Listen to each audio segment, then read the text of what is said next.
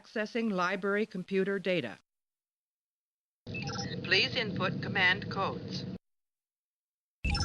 Command codes verified. Captain's Log, Stardate 73928.09 supplemental. We have had several startling revelations in the past few hours. Science officers Mendoza and Nores have been pivotal in finding more information on the Quake that has devastated the planet Pacifica. A notation of their good work will be entered into their service jackets. Admiral Glenn came aboard at the start of all of this and has been taking a very active role in coordinating the surface search and rescue, as well as helping to get the planetary infrastructure back up and running on its own. For the first few hours, the Tempest was serving as the planetary communications network, which slowed our initial process in getting to the bottom of whatever is causing this. The Admiral has done a fantastic job, and I'm happy to say he's kept to himself in his task, other than asking for the occasional update on our progress. It's nice to have a flag officer around who just lets us do our job. We broke from standard orbit and have taken up a geostationary orbit over where we believe the origin of the Quake has occurred.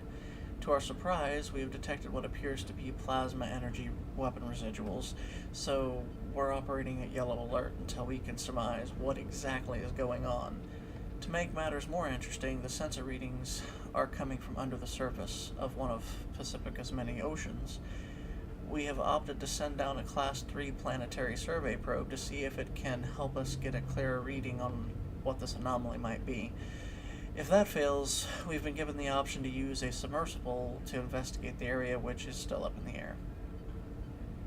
I'm a little concerned about Mr. Derringer. He's been acting rather oddly lately, and I'm not sure what to think of it. He's starting to turn into a bit of a conspiracy theorist. His latest one is a fascinating idea, and something to look into regardless if it's our fault or not. But he feels that we might be out of tune essentially with the universe, having been misplaced in time. I'm not sure if it is as severe as he believes, but since we have never known to have anyone stuck out of time permanently, other than Dr. Gillian Anderson, I feel it is perhaps something worth exploring. Since my go-to science officer has been ill, I believe I will pass it on to him once he is well enough to report back to duty. Mr. Corcoran seems to be a bit aloof since coming aboard. Too much Starfleet, not enough Cameron. Just like most cadets fresh out of the academy, he's got a lot to learn, but I have a feeling he's going to fit in just fine. Counselor Trost finally awoke, and as did our other time traveler, Lieutenant Emily Reed.